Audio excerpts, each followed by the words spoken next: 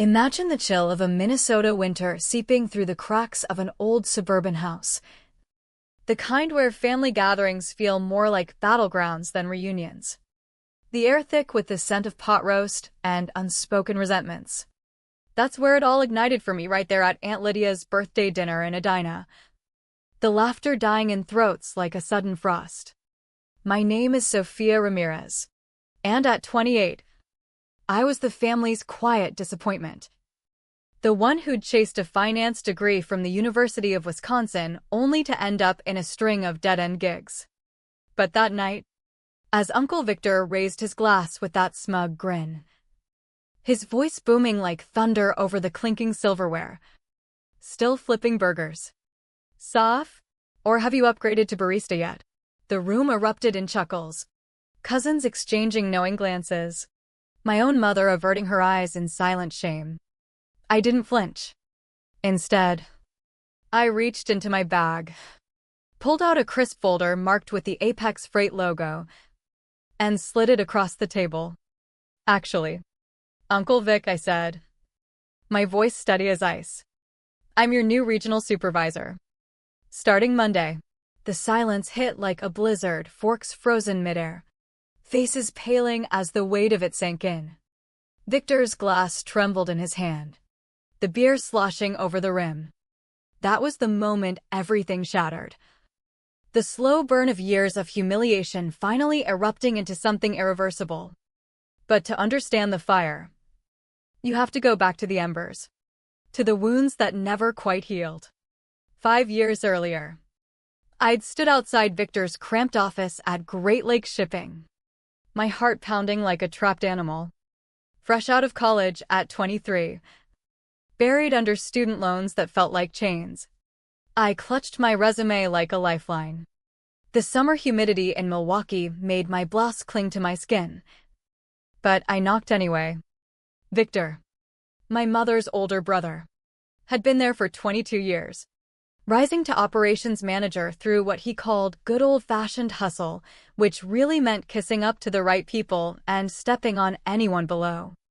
His office reeked of stale cigars and entitlement. Plaques on the wall boasting top performer awards that screamed mediocrity. Sophia? What the hell are you doing here? He barked, barely glancing up from his desk cluttered with shipping manifests. I swallowed hard. Uncle Vic. I saw the entry-level analyst position posted. I thought, maybe you could put in a word? Or at least let me interview. He leaned back, his chair groaning under his bulk, and laughed a deep, mocking rumble that echoed off the metal filing cabinets. You? In shipping? Kid, this ain't some classroom simulation. We deal with real deadlines, real screw-ups that cost real money. Last girl we hired like you quit after a week. Crying about the stress. Go find something easy, like retail or waitressing. Leave the heavy lifting to folks who can handle it. His words landed like punches, each one twisting the knife of my insecurities. I left that building with tears blurring my vision, the security guard at the door offering a pitying nod as I signed out. That rejection wasn't just a door slammed, it was a betrayal from blood. From the man who'd watched me grow up, who knew my struggles, and still chose to crush me. The months that followed were a blur of survival, each day grinding away at my spirit. I bounced from job to job, bartending at a dive in Madison where drunks groped for tips, stocking shelves at a big box store overnight while holiday jingles mocked my exhaustion. Even cleaning toilets in office buildings before dawn, invisible to the suits who'd arrive later. My back ached, my hands cracked from chemicals, but the real pain was deeper. A constant whisper in my head, you're worthless. Victor was right. My mom, a single parent scraping by as a home health aide, slipped me cash when she could, her eyes full of unspoken guilt. Hang in there, Mija, she'd say. But she couldn't shield me from the family barbs. At every barbecue or holiday meal, Victor held court like a petty tyrant. Sophia's still figuring it out, he'd sneer, air quoting with sausage fingers. College ain't for everyone. Some folks are just meant to serve fries. The cousins nodded along, Elena with her stable nursing job. Carlos inheriting his dad's auto shop, treating me like a living warning label. Don't end up like Sophia, they'd imply to their kids. I smiled through it all, fighting back the rage. But inside, it festered. Late nights, after shifts that left me reeking of grease. I didn't collapse into bed. I studied. Free online courses on supply chain analytics, YouTube deep dives into freight optimization, library books on industry disruptions stacked like armor. I dissected the shipping world that had rejected me, learning its veins and vulnerabilities. Victor's dismissal had lit a fuse, and I was determined to let it burn slow, building pressure until it exploded. Landing the junior coordinator role at Apex Freight was my first crack in the ice. It paid peanuts, less than bartending, but it was a foothold in Milwaukee's buzzing startup scene, where innovation trumped tenure. The CEO, Jamal Thompson, a sharp 32-year-old who'd bootstrapped his way from truck driver to disruptor, saw something in my application. "You're overqualified for this," he said during the interview, eyeing my resume. "But that's exactly why I want you. Show me what you've got." I did. Within weeks, I was reorganizing their tracking spreadsheets, spotting inefficiencies that saved hours daily. Jamal pulled me aside one rainy afternoon. "You're not just coordinating, you're thinking like a strategist. What's your secret?" I hesitated, the old wounds throbbing. "Hunger," I finally said. "The kind that comes from being told you're not enough." He nodded, understanding flickering in his eyes. "Use it. Channel it." Promotions came in waves, first to analyst, then team lead. I worked 14-hour days, skipping weekends. My social life a ghost. While my cousins posted Instagram pics of weddings and babies, I pored over data models until my eyes burned. I learned SQL to automate reports, shadowed drivers to grasp real-world bottlenecks, became fluent in the jargon of tariffs and transit times. My team grew, veterans twice my age who initially grumbled but soon respected the results. I wasn't leading with Victor's bluster, I led with quiet proof. Rolling up sleeves for the dirtiest tasks, listening when others preached. Apex was exploding too. Venture capital pouring in as we undercut dinosaurs like Great Lakes with AI-driven routes and lean operations. "We're acquiring," Jamal announced at a company all-hands, projecting a map dotted with targets across the Great Lakes region. My breath caught on one: Great Lakes shipping.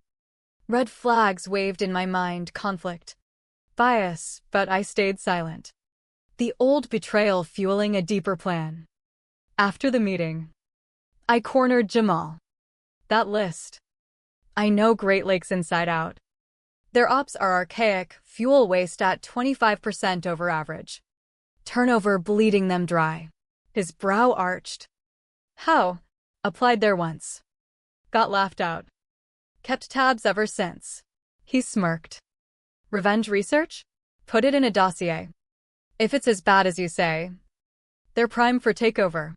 I poured my soul into that report, public filings, employee forums, even anonymous chats with insiders. It was damning, contracts fleeing, systems from the Stone Age, management like Victor coasting on ego. "This is surgical," Jamal said, flipping pages. "You're leading the integration if we pull the trigger." My pulse raced. Leading meant deciding fates: who stayed, who went. At 28, I'd hold the strings over the man who'd cut mine. The deal closed in a whirlwind. Great Lakes board folding under debt like a house of cards. By closing day, I was walking those same sterile halls where Victor had humiliated me, now with a VP badge and a mandate to gut the rot. I scheduled evals meticulously, saving Victor for last. Let him stew in the memos signed S. Hayes, my professional name, shedding the Ramirez tie like dead weight. The first meetings were brutal, supervisors squirming as I exposed their complacency. Metrics flashing red like warning lights. Half would be pink-slipped. But Victor? I wanted him to feel the squeeze. The powerlessness he'd inflicted. At 4 p.m., he entered the boardroom. Posture rigid. Eyes narrowing at me behind the table. Recognition hit like lightning, confusion. Denial. Then raw fear. Sophia? What is this? MS. Hayes, I corrected. Voice like velvet over steel. Sit. We're reviewing your metrics. He collapsed into the chair. Face ashen. For 45 minutes. I carved him open, turnover spikes. Efficiency dips. Complaints piling like unpaid bills. 22 years, he stammered. That means something. It means 22 years of stagnation, I countered. Of blocking progress because it threatened your throne. His bluster cracked, revealing the scared bully beneath. We're family. You can't family? The word tasted bitter. Family doesn't mock a desperate niece. Doesn't parade her failures like trophies.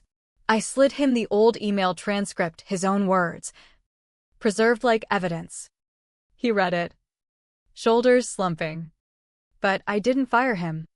Not yet. Probation, I said. Report to me. Implement my changes. Prove you can evolve or don't. Leaving him broken but breathing. I felt the first twinge of something hollow. Revenge wasn't sweet, it was ash in the mouth. The family fallout was a storm. Texts exploded like fireworks, accusations from Aunt Lydia. Pleas from Elena. Silence from Mom laced with quiet pride. Victor called that night. Voice slurred with whiskey. You think this makes you big? I'll quit. Sue for nepotism bullshit. Try, I whispered back. Your non-compete locks you out for 2 years. Enjoy flipping burgers. He showed up Monday. Hollow-eyed. Following orders like a whipped dog. Meetings became theaters of tension, I at the head. Him scribbling notes. The team sensing the shift, but oblivious to the blood ties. He adapted. Grudgingly, learning software. Hitting targets. Even apologizing in a staff huddle for past oversights. But the damage lingered. A poison in every glance. Family dinners? I skipped them. The invitations turning to barbs. Sophia's too good for us now, they'd whisper. The isolation crept in. A price I hadn't bargained for nights alone in my sleek condo overlooking Lake Michigan. Success echoing empty. 6 months in. Victor cracked. He resigned quietly. Taking a demotion at a tiny outfit in Green Bay, less pay. No glory. In his exit interview. He met my eyes. Was it worth burning everything? It wasn't about burning, I said. Throat tight. It was about rising from the ashes you left me in. He nodded. A ghost of respect flickering. I created a monster. No, I replied. You created a survivor. As he left, I stared at the empty chair. The victory tasting like regret. Jamal promoted me to divisional VP. Praising the turnaround. But the scars remained, family ties severed. Trust eroded. I mentored a young intern that week. Seeing my old self in her hesitant questions. Keep going, I told her. The ones who doubt you? Let your success silence them. Outside. Milwaukee's skyline gleamed. A reminder that every climb leaves bodies below. Revenge doesn't heal, it just reshapes the pain. And sometimes, the highest price is realizing you're no better than the monster you slew.